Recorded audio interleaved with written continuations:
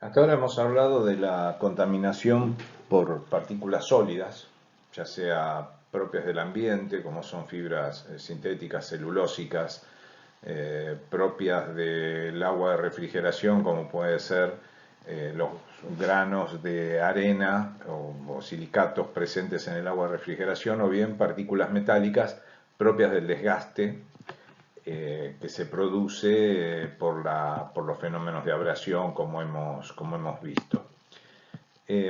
Ahora vamos a hablar un poquito de la contaminación por agua. El agua,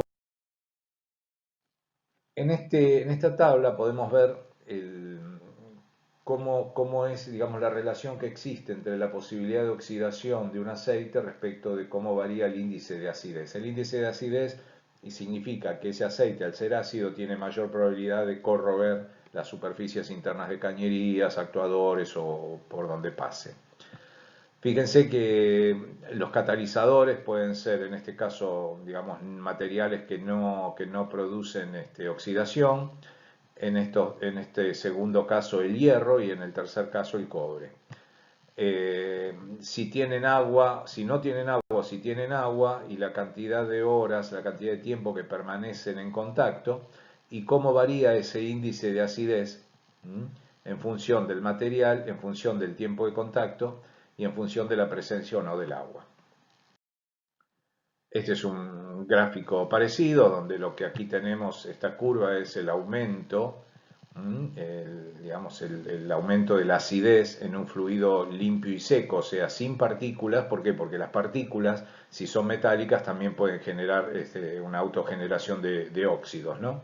Entonces, si el fluido está limpio, o sea, con escasas o ninguna partícula metálica que sea posible que forme óxidos, y está seco, o sea, sin agua para que no haya un efecto corrosivo, así todo, la oxidación del aceite, o sea, la acidez, va a ir aumentando a lo largo de las horas de servicio. Esta curva es la misma ganancia de acidez, pero para el caso de cañerías de hierro, para cobre, hierro en el que tenemos agua, no solamente el aceite, sino que acá estaríamos hablando de intercambiadores de calor, lo mismo para el caso de cobre más agua, donde tendríamos las dos fases debido a intercambiador de calor.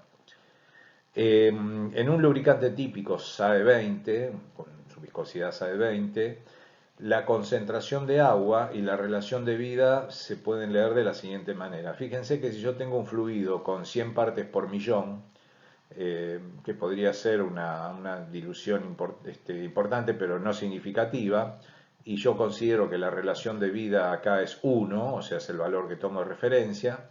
Si estas partes por millón crecen 4 veces, la relación de vida respecto de ese aceite con 100 partes por millón cae a la mitad, o sea que la vida útil de ese aceite cae a la mitad. Mientras que si de 100 reduzco 4 veces a 25 partes por millón, estoy hablando de un aceite mucho más limpio, pero principalmente mucho más seco, la vida útil de ese aceite puede incrementarse respecto de la referencia en 2,5 veces. Entre los métodos de remoción del agua, o sea, cuando tenemos la necesidad de sacar el agua, tenemos, por ejemplo, la coalescencia, que me sirve para quitar el agua libre, es un método bastante lento. Un método un poco más rápido para también sacar agua libre es la centrifugación, pero bueno, las centrifugadoras de aceite por lo general son costosas, pero sobre todo en su mantenimiento demandan mucho mantenimiento. Un fenómeno de absorción que también, si bien es un método simple, me sirve para sacar agua libre, pero en bajas cantidades. Pero el método por excelencia es la deshidratación al vacío, que me permite sacar tanto sea agua libre como disuelta, en grandes cantidades. Estos frascos que se ven aquí en esta fotografía, el primero de ellos es un aceite que tiene 100 partes por millón de agua, o sea, fíjense que detrás hay una grilla que puede verse por transparencia. La segunda muestra tiene 300 partes por millón, sigue siendo una muestra también aceptable. Ya fíjense que por encima de 500 partes por millón, lo que recomiendan los fabricantes de turbina, como dije, estamos hablando acá de 600 partes por millón, si alcanzo a leer bien, ya la turbidez del aceite se va haciendo más notoria. Aquí tenemos 1000 partes por millón y así, bueno, iremos pasando a 5000 y por acá creo que son 1000 partes por millón. Perdón, 10.000 partes por millón. Fíjense que aquí el agua no se ve porque está en solución con el aceite. Cuando yo empiezo a ver las trazas del agua es porque ya aparece agua que está en emulsión con el aceite. Además del agua disuelta, una vez que alcanza el punto de saturación, empieza a aparecer el agua libre que primero forma una emulsión.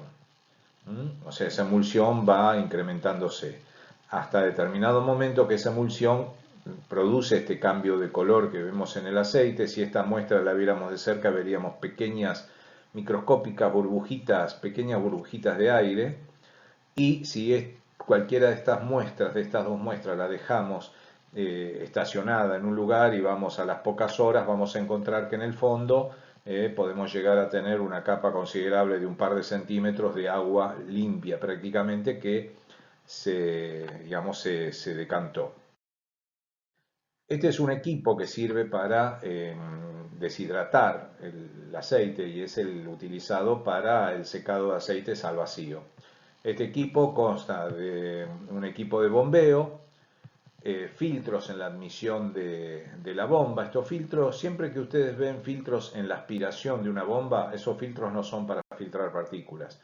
Generalmente son filtros gruesos de 50 micrones o más que sirven simplemente para detener cualquier objeto importante metálico que pueda dañar la bomba de engranajes, obviamente. El filtro que sí tiene importancia es el filtro que se encuentra aguas arriba de la bomba, o sea, en el circuito de alta presión.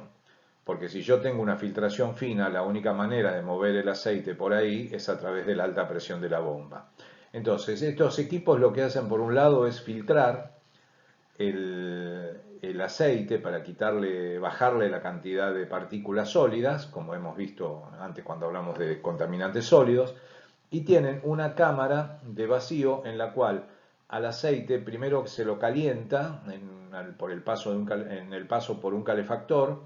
Esta temperatura hay que tener mucho cuidado, hay algunos de estos equipos que calientan hasta llegado a los 70, 70 y pico de grados, pero lo recomendable es un aceite para secarlo, no calentarlo más allá de 50 a 55 grados, porque se degrada digamos, la película de aceite digamos, el contacto de alta temperatura con la cámara de vacío donde está ocurriendo una vaporización. Lo que ocurre es que cuando el aceite se empieza a calentar, el agua empieza a vaporizarse y empieza a abandonar el aceite, ayudada por la cámara de vacío, donde se hace un vacío extremo, un vacío importante, de manera que la temperatura de saturación del vapor cae importantemente y con 50 grados podemos tener una liberación prácticamente total de la cantidad de agua contenida en el aceite. Para esta máquina se hizo esta demostración que vemos acá.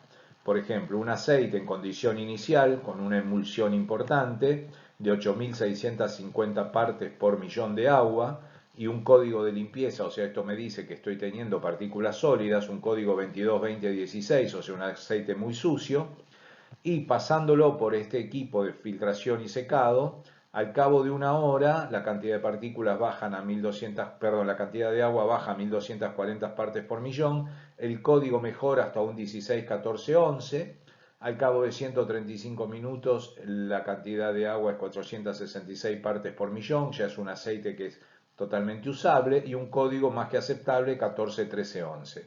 Si yo lo dejo 165 minutos en proceso, o sea, filtrándose y secándose, la cantidad de agua cae a 340 partes por millón y el código ISO 141310, que mucho no se puede mejorar respecto de este porque, bueno, ya estamos hablando de un fluido que está altamente limpio.